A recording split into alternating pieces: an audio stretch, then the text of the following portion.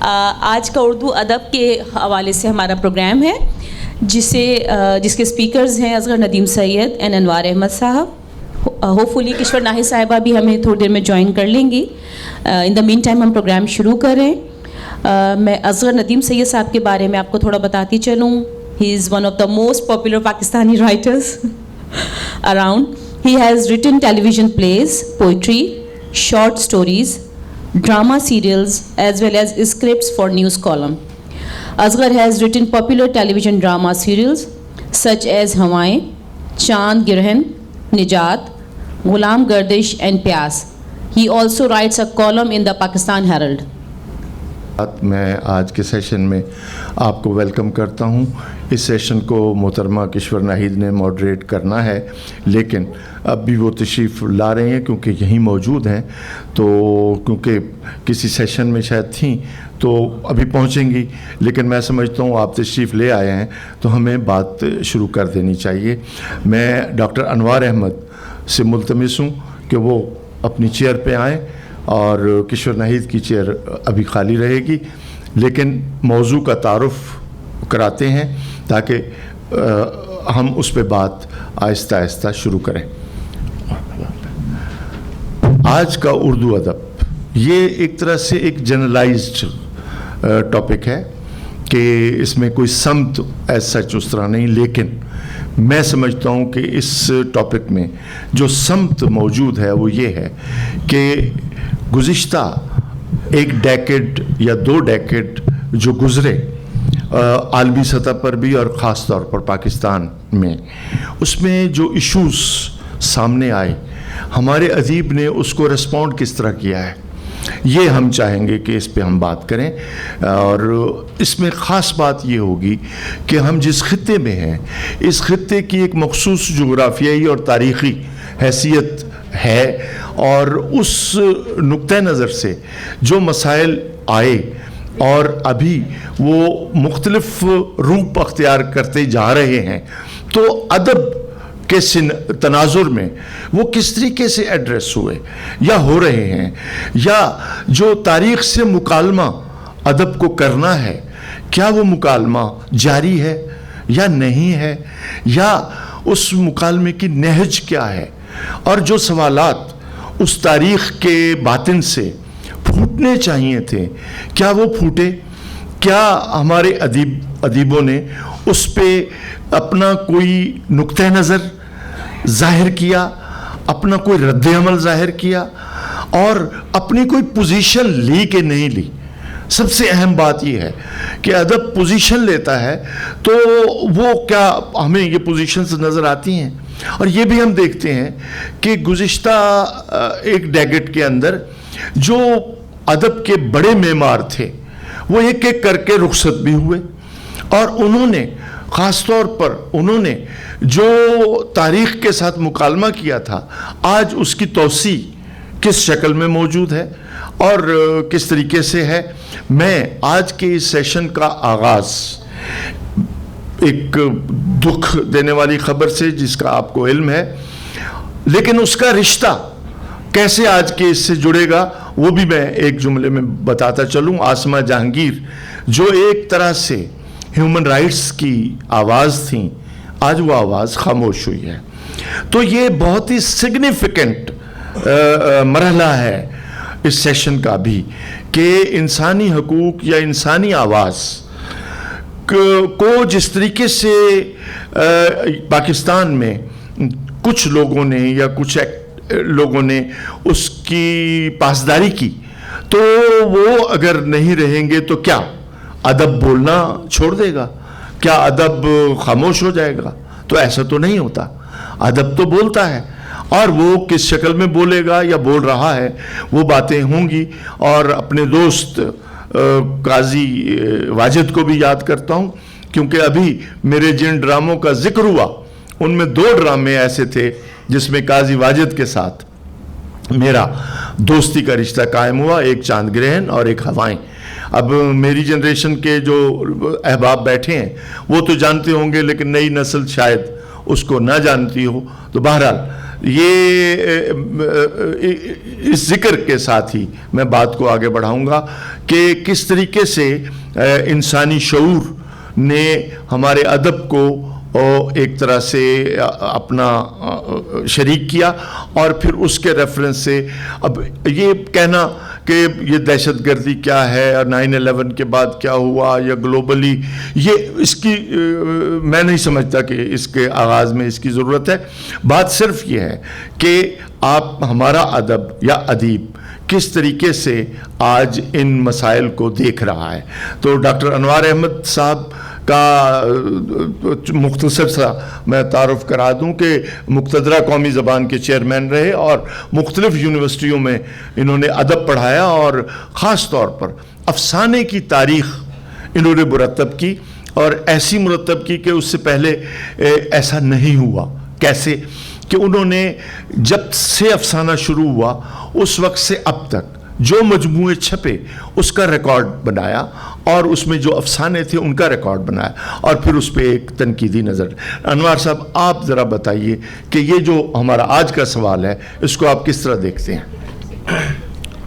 اچھا اصغر ندیم صاحب، اصل میں سارا مسئلہ یہ ہے کہ اس وقت بہت مختصر وقت میں بہت ساری باتیں کرنے کو جی تو چاہ سکتا ہے، کیونکہ ہم ایک ایسے ملک میں ہیں جہاں سب لوگوں کا اجتماعی لاشعور ایک جیسا نہیں ہے. ہم اپنے 200 سال کے بارے میں، 300 سال کے بارے میں، 500 سال کے بارے میں، حتیٰ کہ 1000 سال کے بارے میں بھی ہماری اپنی اپنی تعبیریں ہیں اور اپنے اپنے تصورات ہیں. اور ادب جو ہے یہ ہمیں جوڑ رہا ہوتا ہے، اور ہماری جو ایک اجتماعی لاشعور یا اجتماعی شعور اس سب کو اکٹھا کر رہا ہوتا ہے. تو اردو کے حوالے سے یہ سوال آتے ہیں کہ اب کہ ہمارے بیچ میں کیا کیا فاصلے شناخت کے چیزوں کے آ چکے، یا ہندوستان جب تقسیم ہوا اور جو سوالات پیدا ہوئے تو جو ہم نے خطہ بنایا تھا کیا وہاں اس طرح سے ہم ایک دوسرے سے اس زبان میں کمیونیکیٹ کر سکتے ہیں جس پر ایک وقت تھا کہ فخر کیا جاتا تھا، لوگ فخر کرتے تھے، جو اردو زبان نہیں بھی جانتے تھے وہ بھی پیغمبر صاحب کا بھاشا اس کو کہتے تھے، کچھ اور چیزیں کہتے تھے. وہ چیزیں ہیں. آج ظاہر ہے کہ بڑی طاقت ہے. اس وقت صرف یہ ہوتا تھا کہ رسائل میں منٹو چھپتا تھا، کرشن چندر چھپتا تھا، بیدی، کچھ اور، لیکن ان کا ایک امپیکٹ زیادہ لوگوں پر. رسائل بے شک 6 مہینے کے بعد آتے تھے، سال کے بعد آتے تھے، لیکن ایک امپیکٹ ہوتا تھا. بعد میں آپ نے دیکھا خاص طور پر کہ اشفاق احمد نے سب سے پہلے کہا کہ بھئی میں افسانہ بھیجتا ہوں رسالے میں، اور رسالہ چھپتا ہے 6 مہینے کے بعد، پھر اس کو کوئی 50 لوگ پڑھتے ہیں، اور وہ کب تک جا کے پہنچیں گے کہ بھئی میں کیا لکھ رہا ہوں. اس کے مقابلے میں ریڈیو پر یا ٹی وی پر میں سینکڑوں ہزاروں لوگوں تک پہنچ. یہ گویا چینل کو تبدیل کرنے کا تھا کہ وہ جو ہمارے ماضی کے ادیب اور افسانہ نگار کا انحصار کاغذ پر اور قلم پر تھا، اس کی جگہ دوسرے چینل آئے. آج ظاہر ہے اس سے بھی بڑھ کر ہے. آپ نے خود حوالہ دیا کہ داستان سرائی بھی ہو رہی ہے، محفل کے اندر بیٹھ کر چیزیں بھی آ رہی ہیں، کہانیاں جو ہیں ہم صرف سنتے اور پڑھتے نہیں ہیں بلکہ دیکھتے بھی ہیں، اور فیس بک بھی ہے اور بہت سارے. اس سب میں ایک سوال ضرور ہوتا ہے ان لوگوں کی طرف جن کے گھروں میں حکمن یا اختیارات کے تحت ایک سوچا گیا کہ اردو زبان سے بچوں کی واقفیت نہ ہو، تاکہ وہ ان کو کلاس میں یا جہاں ہم نے ان کو بعد میں بھیجنا ہے جن ملکوں میں، وہاں جا کر ان کا لب و لہجہ خراب نہ ہو، ان کے کچھ خواب اس طرح کے نہ ہوں جو ان ممالک کی ترقی میں رکاوٹ ڈالیں، ان کے ذہنوں میں کوئی ایسے سوالات نہ ہوں جو وہاں کے نصاب کے منظور شدہ نہ ہوں. تو اس کی وجہ سے حکمن ہماری جو اشرافیہ، ان کے بچے بہت سا، جب میں نیشنل لینگویج اتھارٹی قومی مقتدہ قومی زبان میں تھا، بہت ساری ماؤں کے خاص طور پر مضطرب ماؤں کے فون آتے تھے کہ ہمارے بچے، کیونکہ میرا وہ کہتے تھے بھئی حکم ہے ہمارے بچوں کو کہ آپ نے گھر میں اردو نہیں بولنی، اور ادھر کلاس میں حکم ہے کہ اردو نہیں بولنی، اردو کا ایک لفظ نہیں بولنا. تو اب ان بچوں کی ہم کیسے، ان کا رشتہ کیسے جوڑیں ماضی سے، اپنے دادا سے، دادی سے، نانا سے، نانی سے، اور پچھلے 100 سال سے، 200 سال سے کوئی چیز ایسی ہو کہ بچوں کا کوئی لٹریچر، کوئی چیز تاکہ لگے کہ کچھ نشانات محفوظ ہو گئے. تو بہرحال میں اسی بات کو پھر یہ ایک صرف یہ کہ میں کوئی آکسفورڈ والوں کا نہیں مہمان، تو اس وجہ سے ان کی تعریف کر رہا ہوں، لیکن یہ اچھی بات ہے کہ کچھ چیزیں، کچھ انتخاب، کچھ بچوں کے لیے چیزیں، کچھ اور چیزیں کبھی، تاکہ ایک سلسلہ چلے. اور آج کے حساب میں لوگ، اب مثلا قاضی واجد کا ابھی اصغر ذکر کر رہے تھے، تو جو میری بیٹی چھوٹی سی تھی اس کے لیے وہ کیسٹ کہانی میں لاتا تھا، اور قاضی جاوید ہی ساری آوازیں نکالتے تھے، ساری کہانی وہ سنا دیتے تھے، کبھی وہ جن پر بن جاتے تھے، کبھی جادوگر بن جاتے تھے. اچھا، اسی حوالے سے اب دیکھیں قاضی صاحب نے جب شوکت صدیقی کے ناول خدا کی بستی میں کام کیا تو راجہ کا جو کردار تھا، تو اب دیکھیے لٹریچر بولتا ہے اپنے زمانے کی زبان. تو خدا کی بستی کراچی کی آواز تھی، کس طریقے سے وہ مؤثر طریقے سے لوگوں تک پہنچی. آپ نے اشفاق کا ذکر کیا. اچھا، میں یہاں تھوڑا انتظار حسین کا ذکر کرنا چاہتا ہوں کہ دیکھیے ادب ہمیشہ میٹافر استعارے میں آتا ہے، اور پھر تعبیریں اس کی آنے والے زمانوں میں ہوتی رہتی ہیں. تو انتظار حسین جس کو شروع میں کہا گیا کہ یہ نانی امک سے سیکھی ہوئی کہانی لکھتا ہے اور اس کا کوئی نظریاتی سطح نہیں ہے، لیکن اسی انتظار حسین نے مورنامہ بھی لکھا جب تھر کے تالاب خشک ہوئے اور موروں میں بیماری پھیلی. تو کس طریقے سے اس نے تاریخ کو سے اپنا رشتہ جوڑا. تو ایسی تو بے شمار مثالیں ہیں. اب ایک عجیب و غریب مثال ہے، میر تقی میر کا ایک شعر ہے، برسا برس تک اس کی تشریح بچوں تک خلاصوں میں پہنچائی جاتی رہی. شعر یہ تھا، جو اس زور سے میر روتا رہے گا تو ہمسایہ کاہے کو سوتا رہے گا.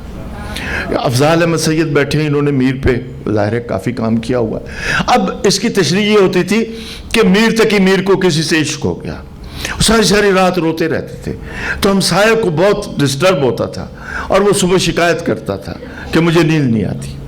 یہ نصاب کا یہ حال ہے. آج اس شعر کو جب میں پڑھتا ہوں تو مجھے افغانستان اور پاکستان سمجھ میں آنے لگتا ہے. واہ واہ واہ واہ. سمجھ میں آنے لگتا ہے کہ ہمسایہ کاہے کو سوتا رہے گا. ہم کیسے سو سکتے ہیں اگر افغانستان ڈسٹرب ہے تو یہ میر تقی میر کو تو نہیں پتا تھا، لیکن یہی تو کمال ہے ادب کا کہ ادب اپنے اندر جو لیئرز بناتا ہے اس کریٹو پروسیس میں رائٹر کو بھی علم نہیں ہوتا، لیکن وہ اپنا کام کر رہا ہوتا ہے. جب انتظار حسین نے وہ افسانہ لکھا، ہندوستان سے آیا ہوا ایک خط، تو ایک عجیب اس افسانے نے کمال یہ کیا کہ اس نے اس وقت 20 سال پرانی بات ہے، اس وقت پاکستان کے قیام کو 50 سال ہوئے تھے. اس افسانے میں اس نے پاکستان اور انڈیا کے پارٹیشن کے بعد کے 50 سالوں کو لپیٹ کے رکھ دیا کہ 50 سالوں میں ادھر کیا تبدیلی آئی ہے سوشلی، پولیٹیکلی، اور ادھر کیا تبدیلی آئی ہے صرف ایک خط کے ذریعے. تو رائٹر کا تو ایک اپنا مزاج ہوتا ہے کہ وہ ظاہر نہیں ہونے دیتا کہ وہ پشاور کے طلبہ کے اوپر افسانہ لکھ رہا ہے یا کسی اور قتل عام کا ذکر کر رہا ہے، لیکن وہ ساری چیزیں ساتھ ساتھ جڑی ہوتی ہیں.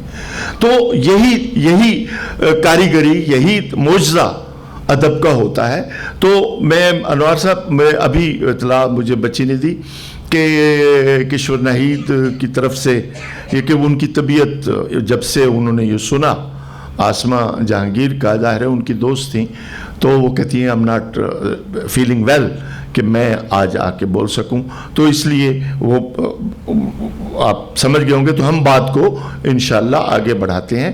تو آپ سے سوال بھی لیں گے تاکہ یہ ہوگا کہ اس کا ایک انٹریکٹیو ہم وہ سیشن بھی بنا لیتے ہیں. لیکن میں چاہوں گا کہ انوار صاحب, انتظار حسین کے بعد کی جو نسل ہے, آپ کیا سمجھتے ہیں کہ کیا وہ بھی اتنی ہی رسپانسبل ہے, ذمہ دار ہے کہ وہ اپنے عہد کے ایشوز کو, جو شہر افسوس ہیں ہمارے, ان شہر افسوس کو دیکھ رہی ہے, یا ان چیزوں کو دیکھ رہی ہے کہ جس میں ڈیلی کرنٹ افیئرز میں ہمیں کیا کچھ دیکھنے کو مل رہا ہے؟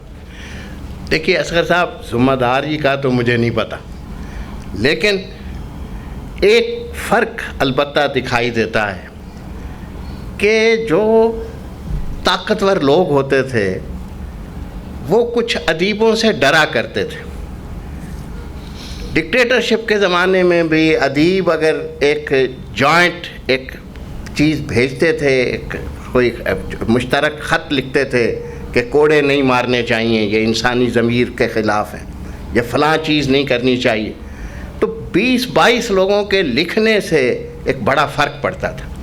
میں نے کہیں پڑھا کہ جب پاکستان کے جنگی قیدی بھارت میں تھے تو کرشن چندر نے ایک دستخطی مہم شروع کی تھی کہ ہمیں حق نہیں ہے کہ ہم ان قیدیوں کو اپنے پاس رکھیں, اور وہاں کی وزیر اعظم نے اس کو بلا کر کہا تھا کہ ہمارے شملہ مذاکرات ہونے والے ہیں, مہربانی کر کے 2 ہفتے اس کو مؤخر کر دیں. مطلب لکھنے والے کا قلم, اس کی بات, اس کا ایک ایسا لگتا تھا کہ یہ صرف اپنے ایک خطے کا ضمیر نہیں ہے, پورے علاقے کا, انسانیت کا یہ وارث ہے, اور یہ بولے گا اور لکھے گا تو ہزاروں لوگوں تک پہنچے گا, اور اپنے زمانے میں نہیں بعد میں بھی پہنچے گا. مطلب ہے منٹو تو 55 کے شروع میں مر گیا تھا, لیکن کیسے شہید ساز, اللہ کا بڑا فضل ہے, ٹوبہ ٹیک سنگھ, آپ نے دیکھا کہ لوگوں نے اس پر ڈرامے لکھے, چیزیں لکھیں, کتابیں لکھیں, ایک طاقت ہوتی تھی. اب وہ شے ابھی اس میں وقت لگے گا, اگرچہ ہمارے بہت سارے بڑے بڑے لکھنے والے وہ کالم نگار بھی بن گئے, وہ کالم بھی لکھتے ہیں, وہ فیس بک پر بھی چیزیں ہیں, ابھی اس طرح سے کہ کوئی یا آسودگیاں بڑھ گئیں ہماری زندگیوں میں, چیزیں ہو گئیں, تو وہ شے ہونے میں وقت. لیکن انتظار کے بعد اچھا نہیں لگتا میں یہ کہوں جی اصغر ندیم سید جہاں بیٹھے ہوئے, ناصر عباس نیر, کیونکہ میں جب تھوڑا سا کام کر رہا تھا جو میں نے بہت پہلے کیا تھا اردو افسانے کا, تو میں نے سوچا کہ اس کو میں ذرا تازہ ترین اپنے نئے ایڈیشن میں کر دوں. تو میں پریشان ہو گیا کہ جب میں دیکھنا شروع کیا نئے لکھنے والوں کو, نئی چیزیں, نئے افسانوی مجموعے, اصغر ندیم سید کا آیا, ناصر عباس نیر کے 2 آ گئے, اور تو میں اس طرح سے گھبرا گیا کہ یہ کون لوگ ہیں, یہ نسبتاً ان کے بعد کی نسل ہے, لیکن تاریخ کے بارے میں سوال کر رہے ہیں, تاریخ کو ری وزٹ کر رہے ہیں, دوبارہ دیکھ رہے ہیں, اور جو چیزیں ان کے لیے خاص طرح سے سرکاری سطح پر ایک بیانیہ بنایا گیا تھا اس کو چیلنج کر رہے ہیں, اور ایک نئے شعور کے ساتھ لوگوں تک پہنچ رہے ہیں, ایک اپنے آج کے ایک اس میں محاورے میں. لیکن ابھی بھی میں سمجھتا ہوں کہ ہمارے حمید اختر, ہمارے انتظار حسین, یہ اپنے کالموں میں کتاب کے بارے میں, کتابوں کے بارے میں جو ایک ترغیب پیدا کرتے تھے, جب ان کے قلم سے نکلتا تھا کہ بھئی یہ اصغر ندیم کا مجموعہ آیا, یا تو ایسے لگتا تھا کہ جہاں تک ان کے قارئین بیٹھے ہیں وہ اس کتاب کی ایک طلب رکھتے تھے. ہمارے بہت سارے اب بڑے بڑے لوگ ہیں, بہت بڑے لوگ, اور کبھی کبھار وہ لکھ بھی دیتے ہیں, لیکن اس طرح سے. باقی تو ہم ظاہر ہے جو اساتذہ پڑھاتے ہیں وہ تو طالب علموں کے لیے بہت ساری کتابیں تجویز کر دیتے ہیں. یہ انوار صاحب تھوڑا روکوں گا آپ کو کہ دیکھیے یہ آج زمانہ میڈیا کا ہے, آپ کے سامنے ہے, روز شام کو آپ بیٹھتے ہیں, تازہ خبریں اور پھر ان پہ تبصرے اور یہ اور وہ, اور پورے ایک قومی مزاج میں ان سب کی ایک گونج بھی ہوتی ہے, اور اگلے دن اس پہ بات بھی ہوتی ہے. تو ایسے میں کہیں سنجیدہ سوالات چھپ تو نہیں رہے؟ ایک سوال یہ آتا ہے, کہیں اس شور و غوغا میں وہ آوازیں دب تو نہیں جاتی ایک بات. اور آپ نے منٹو کا ذکر کیا.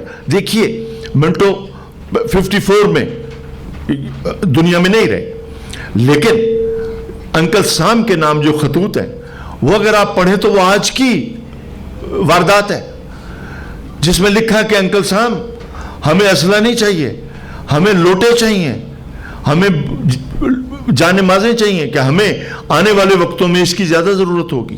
یہ اس وقت وہ لکھ رہا ہے. اور بھی بہت ساری باتیں ایسی ہیں جو وہ ایک طرح سے صرف کشور کا ایک حوالہ ظاہر ہے ضرور کہ دیں, وہ ضرور جو دیں. نظم ہے اس کی کہ وہ جو بچیوں سے بھی ڈر گئے, وہ ایسی نظم ہے میں سمجھتا ہوں کہ جو پہنچی ہے دنیا کی بہت ساری. جب ہمارے خطے میں بڑا سوال اٹھایا جا رہا تھا کہ بچیوں کی تعلیم سے کون خوف زدہ ہیں, عورت کے اپنی آواز میں بولنے سے کون خوف زدہ ہیں, کیوں بچیوں کے مدرسوں پر حملے ہوتے ہیں, کیوں بچیوں پر حملے ہوتے ہیں, وہ اس وقت میرے حساب بہت سارے لوگوں نے لکھا ہوگا, لیکن کشور کی جو للکار تھی وہ بہت سو تک پہنچی اور بہت ساری زبانوں میں اس نظم کا ترجمہ ہوا. اچھا, ایک تازہ ترین رپورتاج آیا ہے مسعود مفتی کا. مسعود مفتی وہ ہیں جنہوں نے 2 سال پی او ڈبلیوز, آپ نے چونکہ ذکر کیا اس کا کرشن چندر کا, کہ ہمارے سویلینز بھی 2 سال ان کی قید میں رہے, تو انہوں نے اب ایک رپورتاج لکھا. پہلے بھی ان کی کتابیں آئی ہیں اس پہ, مگر اس دفعہ جو رپورتاج انہوں نے لکھا اس میں آخر میں ایک سوال اٹھایا ہے, وہ میں آپ تک پہنچانا چاہتا ہوں. وہ یہ لکھتے ہیں کہ جب ہم بیرکس میں تھے تو ڈیلی کوئی نہ کوئی مسلم اسکالر آتا تھا, اور یہ ہمیشہ ہوتا ہے ہر پی او ڈبلیوز کے ساتھ, کہ ان کی برین واشنگ کے لیے ایک تاریخی تناظر نیا دیا جانا کی کوشش ہوتی ہے. تو کہنے لگے وہ مسلمان آتے تھے, اسکالرز, ادیب, وہ آ کے ہمیں بتاتے تھے کہ ہم سب ایک ہیں, اور یہ سرحد ایک لکیر ہے, اور یہ وقت کے ساتھ مٹ جائے گی, جیسے مشرقی پاکستان ختم ہو گیا ہے تو ایسے ہی ہم پھر مل جائیں گے. تو یہ ہوتا تھا. اب انہوں نے آخر میں یہ سوال کیا ہے کہ انہی میں سے ایک اسکالر زندہ ہے, میں اسے پہچانتا ہوں, نام نہیں لکھا. تو اس اسکالر نے اب یہ سوال اٹھایا ہے کہ ہم نے پاکستان نہ جا کر کیا غلطی کی تھی, کیا ہمارے ساتھ جو اقلیتوں کے ساتھ سلوک ہو رہا ہے وہاں مسلمانوں کے ساتھ, کیا یہ جو ہم بات پہلے کیا کرتے تھے تو یہ تو اس کی نفی ہے. تو انہوں نے اس کو جوڑا آج کے مسلمانوں کی صورتحال سے. تو اس طرح ادیب کا جو ایک رول ہوتا ہے وہ ایک جذباتی نہیں ہوتا, وہ ایک سطح پر شعوری اور جذباتی دونوں سطح پر ہوتا ہے. ریسپونڈ تو وہ جذباتی کر رہا ہوتا ہے, لیکن کہیں شعوری طور پر وہ اس کے حوالے سے کوئی نہ کوئی نظریہ, نقطہ نظر پیدا کر رہا ہوتا ہے.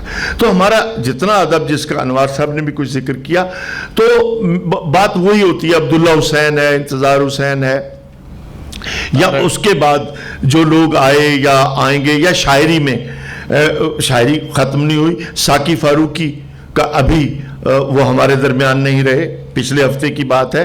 تو میں دوبارہ ساقی کو دیکھ رہا تھا, تو میں نے کہا میں اس کو دیکھوں کہ یہ اپنے دور میں ساقی فاروقی ایک عجیب ایکسنٹرک اور ایک عجیب شخصیت رہے, کہ ان کو خبریں بنانے کا بڑا شوق تھا, کہ وہ آپ بیتی کو پاپ بیتی لکھ دیا, جانوروں کو پالا, پھر جانوروں کے نام پہ بہت ساری نظمیں. کچھوا بھی انہوں نے پالا ہوا تھا.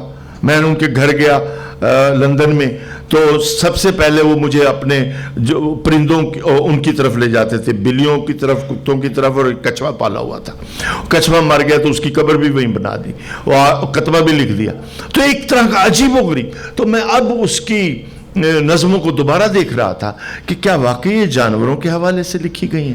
نہیں, وہ ان بہت ساری ناانصافیوں اور نظر اندازیوں کے خلاف رد عمل تھا جو اس وقت جو ہمارے ادبی محاذ پر بھی اور ہمارے سماجی محاذ پر بھی جو ہو رہا تھا. حاجی امداد علی کا مینڈک, یا اسی طرح کی اور بہت ساری ان کی, اچھا ان کی کافی ساری کتابیں ہیں, پیاس کا صحرا ہے, رادار ہے, اور بہت ساری اس طرح کی چیزیں آئیں ان کی. میرا ان سے تعلق بھی رہا. تو میں نے نوٹ کیا کہ وہ ایک طرح کی بغاوت کا طریقہ تھا, وہ ایک طرح کی تاریخ کو ایڈریس کرنے کا ایک اور طریقہ تھا جو ایک طرح سے مروج نہیں ہے، تو ایک غیر مروج طریقے سے وہ چیز. تو ادیب تو بہت ہی انوکھا ایکسپریشن ہوتا ہے. تو ہم دیکھتے ہیں کہ اس وقت جو بات میں انوار صاحب تک پہنچانا چاہتا ہوں وہ یہ کہ کیا ایسا تو نہیں ہے کہ جو جینون ادب ہے وہ تنقید میں یا مدرسانہ تنقید میں یا آپ کے بنائے ہوئے پی ایچ ڈیز کے حشر میں کہیں نظر انداز تو نہیں ہو رہا؟ اس پہ ذرا سا بات کریں. اصل دیکھیے بات پھر وہی ہے کہ اگر کہیں اچھا استاد ہے وہ ضرور اپنے شاگردوں میں ایک لگن پیدا کرتا ہے. سسٹم آپ جانتے ہیں، ہر سسٹم اچھا ہو سکتا ہے، سیمسٹر سسٹم بھی اچھا ہو سکتا ہے، اینول بھی ہو سکتا ہے فلاں، لیکن برس ہا برس ہم نے دیکھا کہ سیمسٹر سسٹم صرف چند اسائنمنٹس مانگتا ہے کہ 4.5 ماہ کی ٹیچنگ میں، کیونکہ باقی 6 ہفتے تو امتحان کے ہیں، 4.5 ماہ کی ٹیچنگ میں انہیں یہ حتیٰ کہ افضال سید کی فارسی جہاں سے وہ لیتے ہیں اس کو پڑھے بغیر بھی وہ ان پر بڑی اچھی اسائنمنٹ بنا سکتے ہیں. ان کو کٹ اینڈ پیسٹ اور چیزیں ویزے لائبریری کے وہ چھوٹے چھوٹے کیپسول وہ مل جاتے. لیکن اچھا استاد ہے تو وہ اپنے پڑھنے والوں میں ایک لگن پیدا کرتا ہے کہ آپ صرف ایک شاعر کو نہیں پڑھتے ہیں یا 2 شاعروں کو نہیں پڑھتے، آپ کو شاعری سے ایک شغف ہوتا ہے. اور افسانہ صرف 1-2 کا نصابی طور پر آپ مطالعہ نہیں کرتے، آپ کے ایک شغف. اب وہ لگن اور شغف آہستہ آہستہ مجھے کہنا ہی چاہیے لیکن وہ کم ہو رہا ہے، اور وہ اس طرح سے نہیں ہیں چیزیں. آپ اس کو اچھی طرح سے جانتے ہیں کہ اس کے کیا اسباب ہیں، کیا چیزیں ہیں، اور اس میں اس سب کے باوجود ابھی بھی جو بڑا ہمارا لکھنے والا ہے وہ لوگوں تک پہنچتا ہے. لیکن میں بار بار کہہ رہا ہوں جہاں سے میں نے شروع کیا تھا کہ ہم ایک منقسم یادداشت کی قوم ہیں. ہمارے ماضی کے بارے میں مختلف تصورات ہیں، مختلف خطوں میں. تاریخ کے بارے میں بھی ہمیں اس کو سمجھنا چاہیے. اور اب پاکستان بننے کے اتنے برس کے بعد آہستہ آہستہ لوگ تحمل سے، پہلے ہوتا تھا کہ فلاں نظریہ پاکستان کا دشمن ہے، وہ فلاں چیز کو کیوں یاد کرتا ہے، فلاں شیخ ایاز جو ہے وہ اپنے ان دوستوں کو کیوں یاد کرتا ہے، ہندو دوستوں کو جو سکھر چھوڑ کے انڈیا میں چلے گئے. بھئی جب وہاں سے آنے والے ابھی تک اپنے دوستوں کو یاد کرتے ہیں اور اس سے پاکستان کو کوئی خطرہ نہیں ہے، تو شیخ ایاز بیچارے کو بھی اپنے دوست یاد کرنے دیں، عمر جلیل کو بھی کرنے دیں، کسی اور کو بھی کرنے دیں. یہ جو چیزیں ہم نے چونکہ بنا رکھا تھا کہ یہ ہمارا حب وطن کا معیار ہے، اس کے مطابق ہمیں ان لفظوں میں بات کرنی ہے، ان موضوعات پر لکھنی ہے، اور اس طرح سے وہ آہستہ آہستہ چیزیں ٹوٹ رہی ہیں. لوگ اس کو مان رہے ہیں کہ جی حق پہنچتا ہے. آپ کے سامنے میرا خیال ہے پچھلی دفعہ کانفرنس میں آ کے مستنصر حسین تارڑ نے کہا تھا کہ بھئی میں گنگا اور جمنا سے اس طرح سے پیار نہیں کر سکتا جیسے میں اپنے پنجاب کے دریاؤں سے کرتا ہوں، میرا تو اس سے تعلق. یا سمیع آہوجہ جو جس طرح سے پنجاب کو ایک جیسے جس کو آج ہم کہتے ہیں کہ جی پوسٹ کالونیل شعور کے ساتھ کہ جی وہ جو پنجاب کے اندر ایک جنہوں نے فتح کیا تھا انہوں نے خاص طریقے سے جو ذہن پیدا کرنا چاہا تھا، تو لوک ادب کی مدد سے، لوک گیتوں کی مدد سے اس کو توڑنے کی کوشش سمیع آہوجہ کرتا ہے، طاہرہ اقبال کرتی ہے. اور انوار صاحب اسی کو میں تھوڑا کنیکٹ کر رہا ہوں کہ ضیاء الحق کے پیریڈ میں یہ افضال احمد سید، تنویر انجم بیٹھی، عذرا عباس بھی تھیں، تو ایک پوری موومنٹ مزاحمتی شاعری کی سامنے آ گئی. مظہر الاسلام سے لے کر منشا یاد تک، احمد داؤد، سب افسانے کی دنیا ایک اور رخ پہ چل پڑی. اور ایک کلیکٹیو جس کو آپ نے کہا نا منقسم یادات، بالکل صحیح کہا. اور اجتماعی حافظہ ہی طاقت ہے ادب کی. تو وہ اجتماعی حافظے کو کوئی ڈسٹارٹ کرے گا یا وہ تقسیم ہوگا تو یہ ایک بہت بڑا سوال ہوگا کہ ہم کیا اس اجتماعی حافظے سے ہاتھ دھو لیں؟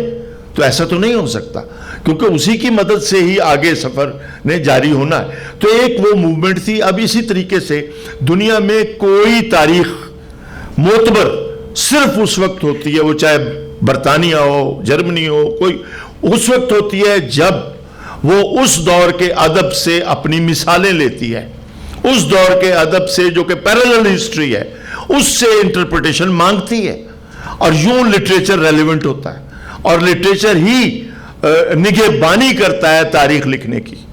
وہی ایک سورس ہے, اتھینٹک سورس.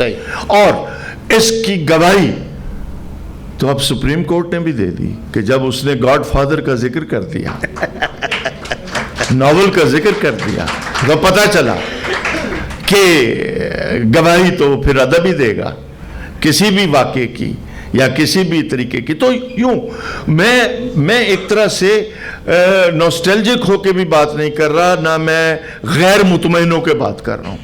میں اس وقت پراؤڈ فیل کر رہا ہوں کہ اردو ادب اور اس کے ساتھ سندھی ادب, یا اس کے ساتھ سرائکی, یا اس کے ساتھ پنجابی, بلوچی, میں سب کو ایک دیکھ رہا ہوں, کیونکہ سب میں زبان کا فرق ہے, ایکسپریشن اور ایشو ایک ہے. اور اس میں دیکھ رہا ہوں کہ پچھلے 20-25 سالوں کا تو کم از کم ریکارڈ سامنے ہے کہ جس میں تمام لکھنے والوں نے اپنے مسائل کو بہت باریکی سے دیکھا, اور خاموش کوئی نہیں رہا کسی بھی طریقے سے ہو. یہ ضرور ہے جس کے لیے میں پریشان ہوں کہ اس ادب کی جو لہریں ہیں وہ شاید آج کے نوجوان تک اس طرح نہیں پہنچ رہی. میرا کنسرن یہ ہے, ورنہ لکھا بھی جا رہا ہے, سارا کچھ ہو رہا ہے, اور اس میں جو انٹرپریٹیشن ہونی چاہیے وہ بھی کہیں ہو رہی ہے. لیکن میں نہیں سمجھتا کہ ایسے فورمز موجود ہیں جیسے یہ ہے ایک لٹریری فیسٹیولز کا, یہ اوپن ڈائلاگ کراتا ہے. آپ کی موجودگی اس بات کا ثبوت ہے کہ آپ سننا چاہتے ہیں کہ لٹریچر میں نیو ویوز آ رہی ہیں, نہیں آ رہی, اور کیا, اور پھر جو کتابیں ڈسپلے پہ ہیں کیا وہ اس کا ثبوت ہے کہ نہیں ہے. تو یہ ساری سٹڈیز پیرالل ہونی چاہیے, اور ہم یہاں آ کے اٹھ کے چلے نہ جائیں کہ اگلے سال آئیں گے. ہم یہ دیکھیں کہ واقعی جو سوال اٹھائے گئے تھے, یا جو ہسٹری کے متعلق, سیاست کے متعلق پچھلے 2 دنوں میں جو سوال اٹھائے گئے, اور خاص طور پر پارٹیشن اور انڈیا اور پاکستان کے رہنے والوں کے حالات اور ان کی اپنی آوازیں, وہ جو ہیں ان کی شناخت کرنے والے رائٹر ہی ہوتے ہیں, تو وہ کیا اس کو شناخت کر پا رہے ہیں یا نہیں کر پا رہے. مثلا بہت سارے ہمارے ادیب کنفیوز ہیں کہ بلوچوں کا مسئلہ کیا ہے. ایک زمانے میں سندھی جو موومنٹس ہوتی تھیں ان پہ ڈیبیٹ ہوتی تھی کہ اندرون سندھ جو ہے وہ ہاری اور دوسرے طبقات جو ہیں, خاص طور پر ہندو طبقات, ان کے ساتھ کیا کچھ ہو رہا ہے اور اس کو جانا جائے. پھر حالات بدلے, آپ کے سامنے ہے کہ کس طریقے سے فیض آباد کا واقعہ ہوا, پھر کس طریقے سے دوسرے واقعات ہوئے, پھر ان واقعات کے نتیجے میں آدمی کیسے ڈرے, کیسے وہ چپ ہوئے, پھر کس طریقے سے سیاسی عمل چلا, سیاسی عمل کو کس طرح ہائی جیک کیا گیا, وغیرہ وغیرہ وغیرہ. تو وہ یہ اس کی پوری تفصیل میں جانے کی ضرورت نہیں ہے, لیکن یہ بات آپ تک پہنچانی ضروری ہے کہ ان ساری باتوں کا ریکارڈ ادیب کی اجتماعی یادداشت میں موجود ہے. اصل میں اگر آپ اجازت دیں تو ہم اپنے بچوں کو, جو ہمارے نوجوان بچے بیٹھے, ان کو سوال جواب میں ان پر ذمہ داریاں ڈالنے کی بجائے کہ بچوں جلدی سے بڑے ہو جاؤ, اتنے بڑے چیلنج آپ کے سامنے ہیں, لٹریچر یہ کرتا ہے, آپ کو سنجیدہ کرتا ہے, اور ظاہر ہے آپ لوگوں کی جو عمر ہے اور اس میں جو دلچسپیاں ہیں, تو ہم نے تو کبھی تصور بھی نہیں کیا تھا, بلکہ اس عمر میں جا کر بھی وہ نہیں, جو ہمارے بچوں کے معمولات ہیں, جو کچھ ان کو دیکھنے کو میسر ہے یوٹیوب پر, انٹرنیٹ پر, باقی چیزوں میں, تو وہ بچے اپنے ان کے معمولات رہیں. ہم نے ابھی ذکر کیا تھا جیسے انہوں نے کہ بھئی وہ مسعود مفتی نے اب جا کر وہ رپورٹاج جو اس زمانے میں بھی لکھا تھا اس کا دوسرا حصہ ایک طرح سے لکھنے کی کوشش کی. تو ایک تھوڑا سا ایک جو لائٹر یا شگفتہ اس کا پہلو ہے کہ جو بڑا ہیومرسٹ ہو, مزاح نگار ہو, وہ اس زمانے میں جنگی کیمپ میں بھی رہ کر, آپ نے صدیق سالک کا بچوں آپ نے نام سنا ہوگا, جب یہ سانحہ ہوا تھا تو اس نے میں نے ڈھاکہ ڈوبتے دیکھا لکھی تھی کتاب, یعنی وٹنس ٹو سرنڈر. اور جب وہ ضیاء الحق کے ساتھ تھے اور ہم ان سے پوچھا کرتے تھے کہ سالک صاحب اب آپ کیا لکھ رہے ہیں، تو وہ کہتے تھے وٹنس ٹو بلنڈر. لیکن وہ جب جنگی قیدی خود ہوئے تو اس زمانے میں انہوں نے ایک کتاب لکھی تھی ہما یاراں دوزخ. اس میں تکلیف دہ چیزیں بھی ہیں لیکن کچھ تھوڑی سی پرمزاح شگفتہ چیزیں بھی ہیں. اس میں انہوں نے لکھا کہ مجھے پتہ ہے ہم نے ریڈیو پر سنا کہ جناب جو پاکستان کے جنگی قیدی ہیں، حکومت پاکستان نے فیصلہ کیا کہ ان کے گھروں پر جا کر ان کو تنخواہ دی جائے گی. کہنے لگے ہم سب بہت خوش ہو گئے، لیکن ایک بریگیڈیئر صاحب آئے اور وہ بہت افسردہ اور پریشان تھے. کہنے لگے جب میں واپس جاؤں گا تو میری بیوی پوچھے گی کہ 1/3 تنخواہ کس کو دے کر آتے تھے.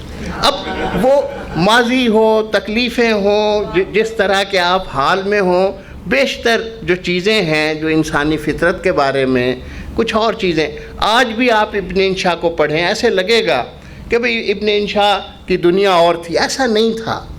آپ بڑے بڑے ابھی اصغر ندیم نے اپنے سفر کا ذکر کیا اور لوگ سفر نامے لکھتے. ابن انشا جیسا کہاں لکھے گا یا کہاں لکھے گا؟ ہمارے بچے وہ بے شک، کیونکہ جس نے وہ سچ مچ وہ دیکھا ہو کہ کفایت شعاری سے آپ تھوڑے تھوڑے پیسے جوڑ کے اور جائیں اور آپ کسی ملک کے اندر اتنے پیسے اکٹھے کر لیں کہ آپ ان کے حمام میں جا سکیں اور پھر آپ وہاں جائیں تو واپس جب نکلیں تو پتہ چلے کہ جو آپ نے کپڑے اتارے تھے وہ بھی دھل کے آ گئے اور اس کا اتنا بل دینا. اب یہ چھوٹی چھوٹی چیزیں اپنی شگفتگی کے ساتھ وہ لوگوں کو ایک جوڑتی ہیں کہ یہ ہمارا پچھلا. اب بھی اگر آپ انور مقصود کو سے لطف لیتے ہیں تو انور مقصود کے پیچھے خواجہ معین الدین بول رہا ہے. خواجہ معین الدین خواجہ معین الدین سے لطف لیے بغیر، سمجھے بغیر. شوکت صدیقی کا بھی آپ نے ذکر کیا، وہ صرف کراچی کی بات تھوڑی تھی، وہ تو ہر ایسا خطہ جہاں لوگ اپنے بچوں سے غافل ہیں، بڑی اچھی اچھی باتیں کرتے ہیں، لیکن وہ ٹوٹے ہوئے گھروں والے بچے جو ہیں وہ جیب قطرے بن رہے ہوں، اوپر بے شک بڑی آیات لکھی ہوں، چیزیں لکھی ہوں، اقوال زرعی لکھے ہوں، لیکن وہ وہاں راجہ بھی پھر رہا ہو، نوشہ بھی پھر رہا ہو، انو بھی ہو. تو یہ وہ جو ایک غفلت ہوتی ہے اوپر طاقتور جو کھڑے ہو کر ہر ایک سے کہتے ہیں کہ جناب ہم دن رات قوم کے غم میں منصوبے بناتے ہیں، چیزیں کرتے ہیں، فلاں کرتے ہیں. ایک لائٹر نوٹ پہ بات کرتا ہوں. انور مقصود کا آپ نے ذکر کیا. انہوں نے ایک دفعہ پی ٹی وی کا، میں بھی اس میں بیٹھا تھا، ہمارا ایوارڈ سیریمنی تھی تو وہ شاہی قلعے سے ہو رہی تھی لائیو. کمال. تو انہوں نے پہلا جملہ یہ بولا کہ ہم آج اپنے award, P T V award 6واں 7واں یہاں سے کر رہے ہیں، شاہی قلعے سے، جہاں سے، اور یہ لائیو ٹرانسمیشن ہے جبکہ یہاں سے کوئی لائیو نہیں گیا. اب اس پہ مطلب ماشاء اللہ کا دور تھا لیکن ہضم ہوا. ابھی انہوں نے پچھلے دنوں، مجھے یاد ہے اسلام آباد میں ایک محفل تھی، اس میں آرمی کے کچھ لوگ بھی بیٹھے تھے تو انہوں نے سنایا وہ نذیر اکبر آبادی کی نظم آدمی نامہ. تو کہنے لگے جی یہ ایک نظم ہے آرمی نامہ، مفلس و بے نوا ہے سو ہے وہ بھی آرمی. اب اس طرح کر کے انہوں نے ایک اپنا انداز رجسٹر کرایا. اچھا، اسی حوالے سے مجھے ایک افسانہ یاد آ رہا ہے منٹو کا، ٹیٹوال کا کتا. ٹیٹوال آزاد کشمیر کے قریب ایک جگہ ہے. تو اس افسانے میں، اور جو مسعود مفتی نے ایک جملہ اور لکھا ہے اس میں مماثلت ذرا دیکھیے کہ کیسے پیدا ہوتی ہے، کہاں وہ کہاں انہوں نے جو لکھا. اس میں یہ ہے کہ دونوں طرف فوجی جو ہیں وہ اب پہلے اکٹھے تھے، اب پاکستان کی فوج بن گئی ہے، وہ انڈیا کی فوج ہے، لیکن دونوں نے کبھی اکٹھے کام کیا ہوتا ہے برٹش آرمی میں یا انڈین آرمی میں. تو وہ دونوں ایک دوسرے سے باتیں کرتے رہتے ہیں، اوے فلانے اوے تو فلانے، اچھا چاہ بنا لئیو، یہ کرتے رہتے ہیں. ایک دن ایمبوش ہوتا ہے اور اس کی گولی سے وہ مارا جاتا ہے. کہتا ہے تو چپ ہو گیا ہے، وہ تو بول. اچھا، اس طریقے سے وہ رونے لگتا ہے کہ میری گولی سے یہ مارا گیا. تو مسعود مفتی یہ لکھتا ہے. اب دیکھو وہ رشتہ جو منٹو نے دونوں طرف کے لوگوں میں بنایا تھا، اس رشتے کو مسعود مفتی آج کیسے لکھ رہا ہے. کہتا ہے مجھے کاغذوں کی ضرورت تھی اور کاغذ مجھے کوئی لا کے نہیں دیتا تھا، میں چاہتا تھا میں لکھتا رہوں. اور جو 5 روپے ملتے تھے ہفتے کے وہ میں ان کو دے آیا کہ جی کاغذ منگا دیں مجھے، تو کاغذ نہیں آئے. تو ایک دن کیا ہوا کہ روٹین کا چیک اپ ہوتا تھا کہ بیرکس میں کوئی فوجی آ کے گھس جاتے تھے اور وہ چیک کرتے تھے کہ کوئی غلط کام تو نہیں، کوئی سرنگ تو نہیں کھودی جا رہی وغیرہ وغیرہ. کہتے ایک دن میں جب گیا کمرے میں واپس، کمبل وغیرہ ادھر ادھر ہوا تھا، میں نے کمبل کو ادھر سرکایا تو اندر کاغذ پڑے ہوئے تھے. تو مجھے سمجھ نہیں یہ کاغذ کون رکھ کے ہے، اور اس نے اپنا نام بھی نہیں بتایا. کہا میں آج لکھ رہا ہوں کہ وہ کاغذ جس نے رکھے تھے وہ اگر ہے تو یہ پڑھ کے مجھے بتائے کہ وہ کون تھا.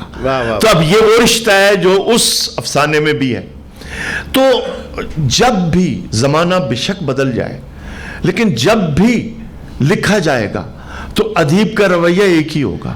وہ اسی طرح کھوج لگائے گا کہ میری دوستی اور گرمجوشی کہاں تھی اور انسانی سطح کہاں پر تھی، اور وہ اس سطح کو ڈسٹرب کس نے کیا، اور وہ سطح ڈسٹرب کیوں ہوتی رہے گی کہ ہم پھر انسانی سطح پر جوڑ نہ پائیں. تو ہمارا تو پورا فکشن اور شاعری جوڑنے کا کام ہے، انسانوں کو جوڑنے کا کام ہے، وہ الگ کرنے کا کام تو ہے ہی نہیں.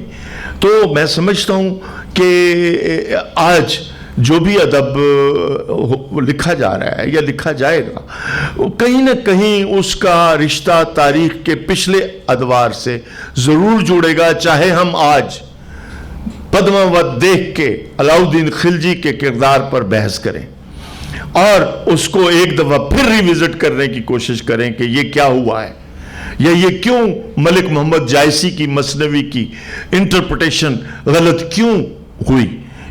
تفریح اپنی جگہ، فلم کا اچھا ہونا اپنی جگہ، لیکن ہسٹری پھر سوال اٹھائے گی ضرور کہ بھائی نام کیوں استعمال کیا، کہ اور اس کو پھر اس طریقے کی کیا شکل دی وغیرہ وغیرہ.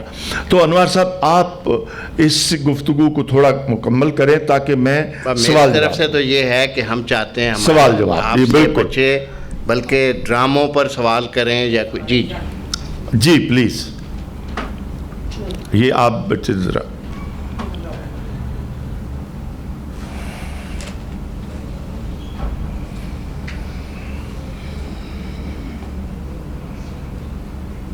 بس ہمارے پاس 15 منٹ ہیں تو ہم 2-3 سوالات.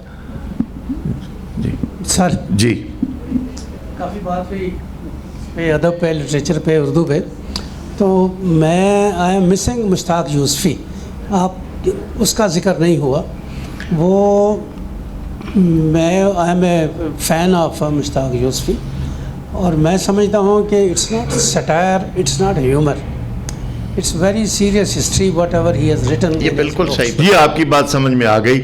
اور چونکہ ہم اس روا روی میں پوری تاریخ کا تو ذکر نہیں، لیکن یوسفی صاحب کے بغیر تو کچھ بھی مکمل نہیں ہو پائے گا. بلکہ کل ہی ہم ان کو یاد کر رہے تھے ان معنوں میں کہ پہلی بار، بلکہ میں ہی کہیں ذکر کر رہا تھا کہ BBC پہ میں نے ایک مذاکرہ دیکھا جس میں اس دفعہ کے نوبل پرائز ونر کازو ایشیگورو کا انٹرویو تھا. تو وہ یہ کہہ رہا تھا کہ میرے جو ناول ہیں، جن میں خاص طور پر جس پہ فلمیں بھی بنی ہیں کہ ریمینز آف دا ڈے اور نیور لیٹ می گو، تو وہ کہتا تھا یہ میرے ناول جو ہیں یہ فکشن نہیں ہے، یہ فیکشن ہے، یعنی فیکٹ سے وہ فیکشن ہے. تو میں نے کہا سب سے پہلے مشتاق احمد یوسفی نے یہ بات کی تھی کہ میں جو لکھ رہا ہوں یہ فکشن نہیں فیکشن ہے. تو ان کے ذکر کے بغیر تو ظاہر ہے. بلکہ پچھلی دفعہ آپ میں سے جو بھی اس میں تھے فیسٹیول میں، یوسفی صاحب کو لائے تھے آصف فرخی، اور شبنم بھی آئی ہوئی تھی اداکارہ. تو آصف نے معذرت کی کہ جی اصل میں یہ کرسیوں کی ترتیب اور یہ ہر شے یہ تبدیل ہو گئی، اور وہ شبنم آئی ہوئی تھی. تو ہمارا خیال یہ تھا کہ یوسفی صاحب اب صرف بیٹھیں گے، اور آصف فرخی نے بھی یہی کہا کہ وہ صرف بیٹھیں گے، اور کوئی اگر ضروری ہوا تو آخر میں ہم کوشش کریں. لیکن ان کی وہ جو ذہن کی شادابی ہے اور برجستگی وہ موجود تھی. جو ہی اس نے ذکر کیا آصف نے کہ جی وہ شبنم آئی تھیں اور یہ ترتیب، تو انہوں نے کہا کہ ہاں وہ شبنم آئی تھی، وہ میرے اس تقریب پر اوس ڈالنے کے لیے آئی تھیں یا وہ شبد. اب مقصد یہ ہے کہ جو لکھنے والا اچھا ہے لیکن ساتھ ہی ان کی اور ذہانت دیکھیں تو کسی نے اس پہ ذرا ان کو کہا کہ نہیں آپ کی تقریب تو ٹھیک ہے. کہنے لگے بھائی میں نے تو اور بات کی ہے کہ شبنم کو دیکھ کے اوس پڑ گئی ہے کہ پہلے یہ کچھ تھی اب کیا ہو گئی ہے. انہوں نے اس کو پھر گھما دیا. تو یہ ہوتی ہے ایک بڑے ذہین آدمی کی کہ اس کو دیکھ کے اوس پڑ گئی ہے. تو خیر جی پلیز.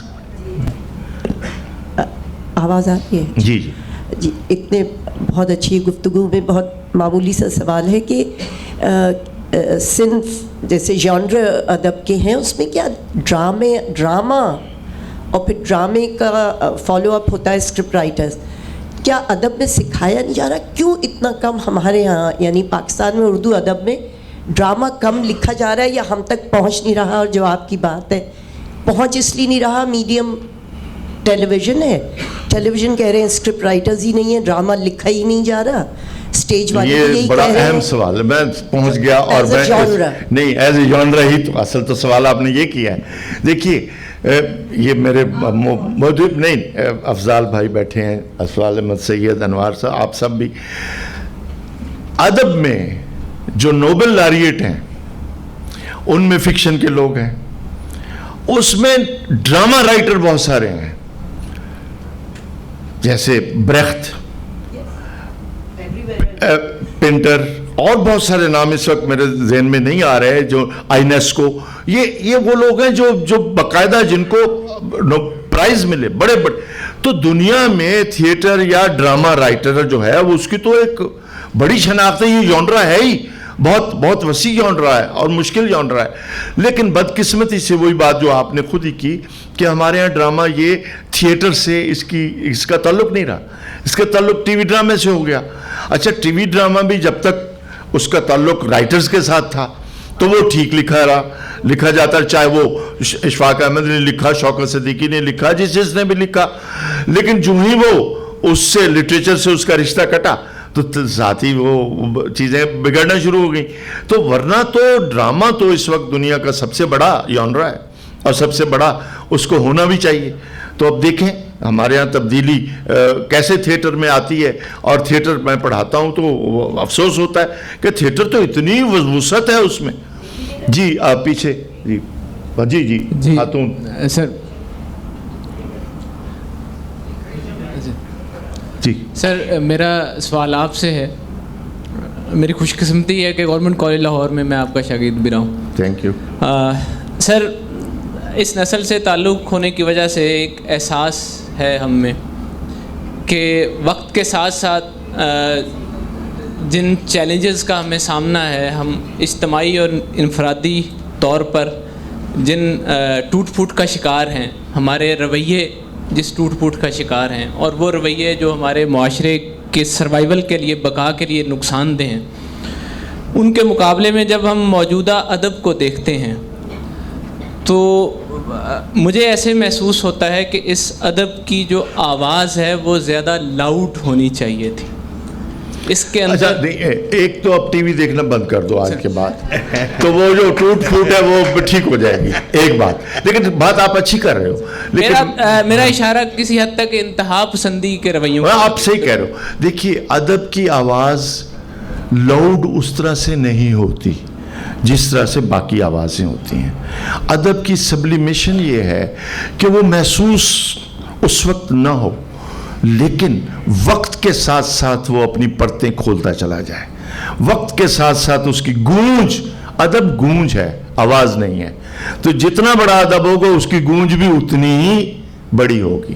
تو میں ادب کو لاؤڈ نہیں کہوں گا اس کی گونج ہونی چاہیے. تو وہ میرا خیال ہے کہ وہ بنتی ہے یا بن رہی ہے. جی آپ خاتون پیچھے، یہ یہاں جی ظاہر وہ پیچھے خاتون جی جی میں اتنی خوبصورت گفتگو میں آگے تو کچھ شاید نہیں بڑھا سکوں گی. صرف اتنا ہے کہ اس سیشن میں جب اس کا تعارف کرایا گیا تو اگر وہ اردو زبان میں کرایا جاتا تو زیادہ بہتر ہوتا. انگریزی میں اس کا انٹروڈکشن کرایا گیا. اچھا چھوڑیں, وہ بچی نے اردو ادب معذرت کر لی. نہیں, اسی سے میں کہنا چاہ رہی تھی, بچے ہوں تو آپ انکریج کر رہے ہیں نا. جی نہیں کر رہے, ہم نے ان سے کہا, انہوں نے پھر اردو میں کی بات. ٹھیک ہے آگے. جی آپ بتائیے. یہ ادھر.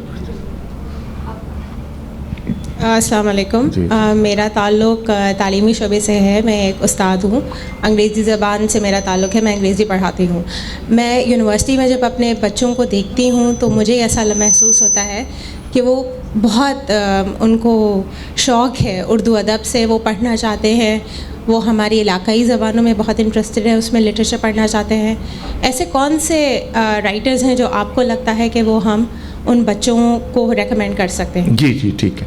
اصل میں مختصر اس کا جواب کہ جب ہم طالب علم تھے پرائمری میں تو مجھے یاد ہے کہ اس میں 2-3 مضامین کے میں نام لے دیتا ہوں. ایران کے موسم محمد حسین آزاد کا تھا, اور اشوکا دی گریٹ, اشوک پہ ایک مضمون تھا, گوالیار پہ ایک مضمون تھا.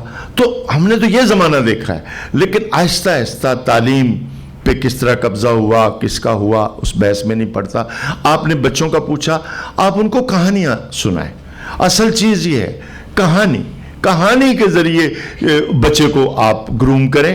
اور ہمارے پاس بہت رائٹر ہیں بچوں کے جو شروع سے چلے آتے ہیں, وہ الطاف فاطمہ سے لے کر آج تک کے اشفاق احمد تک, ان سب نے بچوں کے لیے لکھا ہے. صوفی تبسم نے لکھا ہے. تو یونیورسٹی میں تو آپ کے پاس پوری فکشن کی تاریخ ہے, جس کے جو غیر منقسم تاریخ ہے, اس میں بیدی بھی ہے, کرشن چندر بھی ہے, منٹو بھی ہے, قاسمی بھی ہے, وہ سب ہیں. تو اس میں بڑا افسانہ ہے, بڑی حقیقت ہے. تو وہ آپ ان کو بلا مبالغہ ان کے آگے کتابیں ڈھیر کریں, بچہ خود ہی اپنی مرضی کی کہانی اس میں سے ڈھونڈ لے گا. دیکھیے اچھا ٹیچر ہے. اب وہ فرض کیجئے یوسفی صاحب کی بچوں کو کتاب سجیسٹ کرتا ہے, تو یوسفی صاحب کی کتاب صرف یوسفی صاحب کو سمجھنے کے لیے نہیں ہوتی, اچھے جملے سے لطف اٹھانے کی تربیت ہے. آپ ایک اچھا افسانہ نگار ان کو تجویز کرتے ہیں تو بچوں کی تربیت ہوتی ہے کہ افسانے سے لطف کیسے لیا جاتا ہے.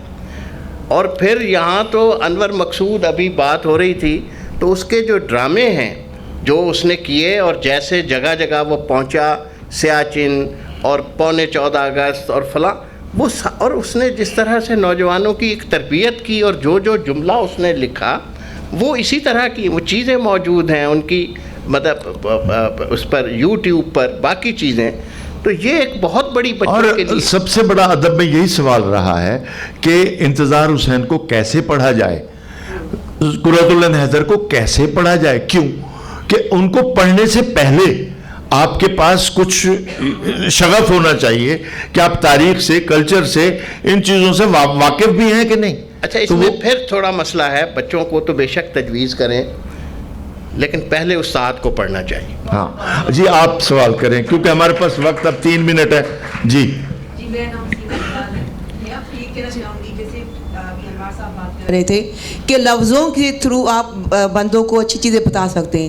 آج کل جو ہمارے ڈرامے آ رہے ہیں اس میں عورت کو اتنا کمزور کیوں دکھایا گیا, مظلوم, ہر وقت ان کو مار کٹائی.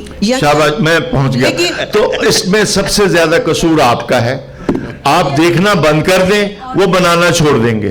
میں بالکل صحیح کہہ رہا ہوں. آپ میں سے کبھی کوئی پروٹیسٹ آیا, کبھی آپ نے کہا کہ ہمیں یہ نہیں چاہیے؟ آپ ٹھیک کہہ رہی ہیں, میں آپ پہ تنقید نہیں کر رہا, لیکن میں نحس المجموع بات کر رہا ہوں کہ آڈینس, ہم جس دن یہ کہیں گے کہ نہیں بھائی یہ ہمیں نہیں چاہیے, یہ پرسیپشن, اور خاص طور پر عورتیں کہ ہم نہیں روتی, ہم رونے والی نہیں ہیں. اب میں اور انوار صاحب, ہماری کوئی لاکھوں تو شاگردیں ہیں جن کو ہم پڑھا چکے ہیں یا جن کو پڑھا رہے ہیں, تو وہ تو کبھی نہیں روتی. وہ تو ہمارے ساتھ, اور ہم کہتے ہیں کہ بچوں ہم پڑھاتے ہیں تو روتی ہیں. میرا خیال ہے اب ایک آخری کی گنجائش ہے جسم, پلیز اب ہو نہیں پائے گا.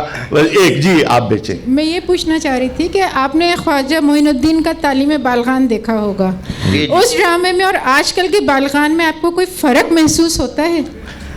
وہی لوگ چلے آ رہے ہیں جو ایک کہا گیا وزیر تعلیم کو زیر تعلیم کہتے تھے وہی آج بھی ہے.